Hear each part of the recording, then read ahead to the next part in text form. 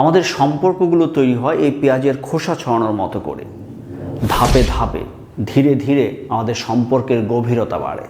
কারোর সাথে যখন আমি গভীর কোনো সম্পর্ক তৈরি করতে চাই বা গভীর সম্পর্ক হয়, তখন প্রথমেই আমরা কি করি, পেঁয়াজের এই যে সামনের আবরণটি কিন্তু খুব পাতলা, তাই না, খুব হালকা। এভাবে আমরা হালকা কথাবার্তার মাধ্যমে তার নাম, তার পরিচয়, এইসব আলোচনার মাধ্যমে আমাদের সম্পর্কের সূত্রপাত হয়। তারপর যত গভীরে যাই, দ্যাট মিনস প্রতিটা ইন্টারাকশনে আমরা বিভিন্ন বিষয় নিয়ে কথা বলি, বিভিন্ন অনুভূতি প্রকাশ করি, স্বপ্নের কথা, ভালো লাগার কথা আমরা শেয়ার করি। এভাবে শেয়ার করতে করতেই সম্পর্কের গভীরতা বাড়তে থাকে, ঠিক এভাবে পেঁয়াজের বিভিন্ন আবরণের মতো।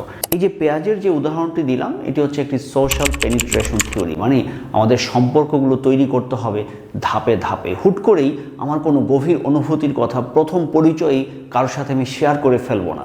কারোর সাথে আমি আমার পার্সোনাল কোনো কিছু হুট করে শেয়ার করে ফেলবো না। সম্পর্কটা একটু মজবুত হওয়ার পর, নিজেদের মধ্যে ট্রাস্ট বিল্ড আপ হওয়ার পর তখন আমি আমার বিভিন্ন বিষয় শেয়ার করব। তাহলেই আমাদের সম্পর্কগুলো সুন্দর হবে, গভীর হবে।